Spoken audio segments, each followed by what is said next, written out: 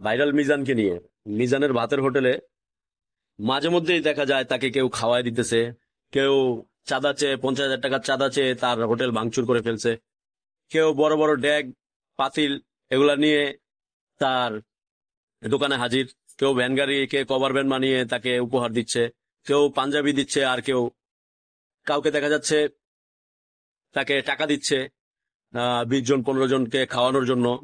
আর সবকিছুই কিন্তু একটা ভাইরাল ইস্যু। সবাই কিন্তু ভাইরাল হওয়ার জন্যই সেখানে যায়। আর যারা এই যে ডেক পাতিল, যেমন আবেশ হোটেলের মালিক গিয়ে ডেক পাতিল দিচ্ছে, 2টা ডেক পাতিল দিল, কেউ মনে করেন 200 পিস, আচ্ছা 200 পিস প্লেট যদি কাউকে উপহার দেওয়া হয়, আপনারা বুঝেন 200 প্লেট দিয়ে সে কি করবে। যাই হোক, এই যে বিষয়গুলো, এগুলো কিন্তু এখন সামাজিক মাধ্যমে একদম, আপনি যখন ফেসবুক ইউটিউব এগুলো স্ক্রল করবেন তখনই দেখবেন শুধু মিজান আর মিজান, মিজান আর মিজান। মিজানকে দিয়ে একটা বিজনেস যে মানুষ দাঁড় করাচ্ছে। তার আবার একটা নতুন একটা ভিডিও আজকেই দেখলাম, ইতিমধ্যে একটা বুড়া লোক 3 মিনিট বলতেছে, 3 মিনিটের ভিতরে ভাত শেষ। তিনি নিচে যে ভাতগুলা রয়েছে সেগুলো মার সাথে সাথে মার যুক্ত, মার ছেকে ছেকে ছেকে ছেকে ভাতগুলো নিচ্ছে। তো স্ক্রিপ্ট গুলো আমি ছোট আকারে টুকটাক দিয়ে দিচ্ছি ভিডিও নিচে। তো দেখেন এই যে এগুলো একটা দৃশ্য। তা তিনি কিন্তু আবার ফুটপাতে ব্যবসা করে, তার কিন্তু হোটেল নেওয়ার কোনো ইচ্ছা নাই। তিনি কিন্তু আবার বলতেছে এটা রিক্সাওয়ালার দোকান। রিক্সাওয়ালারা দিনমজুররা, প্রতিদিন যারা মজুরি পায় কম টাকার ভিতরে, 100 টাকা 100 টাকা একটা দিনমজুরে এক বেলায় যদি খায় আপনার হোটেলে গরুর গোস্ত দিয়ে, তারপরে 3 বেলা তার যদি 300 টাকা লাগে, তার ইনকাম হচ্ছে 500 টাকা। আর 200 টাকা তার ফ্যামিলিকে কি খাওয়াবে? যাই হোক, এটা মোটেও, আমার মতে এটা মোটেও আহ, ওই যে নিম্ন নিম্ন শ্রেণী, যেগুলা বলতেছে নিম্ন শ্রেণী বলতে বোঝাচ্ছে তারা ভ্যান চালক, রিক্সা চালক, বা দিনমজুর, বা মাথায় করে ইটা টানে, বস্তা টানে, এই ধরনের মানুষের জন্য সে হোটেল দিচ্ছে। কিন্তু 100 টাকা 100 টাকা তার কাছ থেকে হাতিয়ে নিচ্ছে। আর সেখানে বেশিরভাগই বড় লোকরা, এখন বড় লোকদের, এই ইউটিউবারদের ক্যামেরাম্যান থাকে পিছনে 100 জন। এই 100 জনের খাবার কিন্তু প্রতিদিন 100 জন খাচ্ছেই তার হোটেল থেকে। তাহলে ওই যে ভ্যান চালক, রিক্সা চালক, তারা কিন্তু জায়গাও পাচ্ছে না। ঠিক আছে, 2-1 জনকে দেখাচ্ছে ভিডিওর মাধ্যমে ভাইরাল করার জন্য, কিন্তু তারা কিন্তু সঠিকভাবে এই ফুটপাতে খেতেও পাচ্ছে না। তো এই যে দোকানটা পুরা রমরমা যে একটা ব্যবসা, এটা কিন্তু একটা 5 স্টার হোটেলের ব্যবসার মতো এখন তার একটা বিজনেস হয়ে দাঁড়াইছে।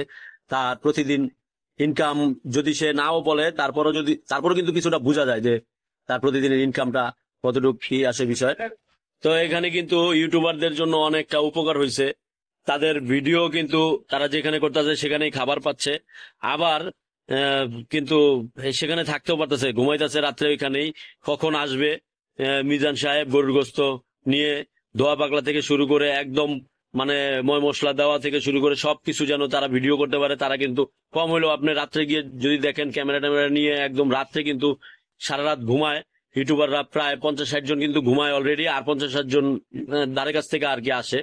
ঠিক আছে, তো এই বিষয়গুলো হচ্ছে এমন একটা পর্যায়ে গিয়ে দাঁড়াচ্ছে যে তাদের শুধু বউয়ের জন্য তারা ঘরে যেতে হয়, এছাড়া কিন্তু তারা ঘরেও যাওয়া দরকার নাই, এই যে যারা ক্যামেরা নিয়ে ওইখানে থাকে।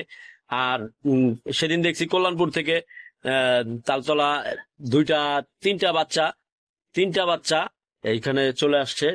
তো হাঁটতে হাঁটতে আসছে নাকি না কি জানি, তারা মিজানের সাথে দেখা করবে আর মিজানের সাথে ছবি তুলবে বা ভিডিও করবে। তারা কিন্তু অনেকই কম বয়সী, অনেক কম বয়স বলতে শিশু তারা। তো এইভাবে আমি বিষয়গুলো খারাপ ভাবে উপস্থাপন করি না, তবে আমার কাছে কেন জানি বিষয়গুলা এখন খারাপ লাগতেছে। দীর্ঘ এতদিন হয়ে গেছে তারা কিন্তু ওই পথটা ছাড়তেছে না, কারণ ওইটা একটা গরিব মানুষের হোটেল। গরিব মানুষের হোটেলে কিন্তু এই ধরনের লোকজন এত বেশি আনাগোনা করাটা ঠিক না, কারণ তারা কিন্তু আবার দিন শেষে ওইখানে খাওয়া দাওয়া করে, ওইখানে কিন্তু ইউটিউবাররাই কিন্তু খায় টায় সবকিছু ওইখানে। ঠিক আছে, তো বিশেষ কিছু কথা বললাম না, পরবর্তী ভিডিওতে আবার বিশেষ কিছু বলবো। মাঝখান দিয়ে একটা কথা বলে রাখি, আমার চ্যানেলটি সাবস্ক্রাইব করে রাখবেন, লাইক করবেন ভিডিওটা, আর বেশি বেশি শেয়ার করে মানুষকে দেখার সুযোগ করে দিবেন। তো আজকের ভিডিও এখানেই শেষ করতেছি। আল্লাহ হাফেজ। বাংলাদেশ জিন্দাবাদ।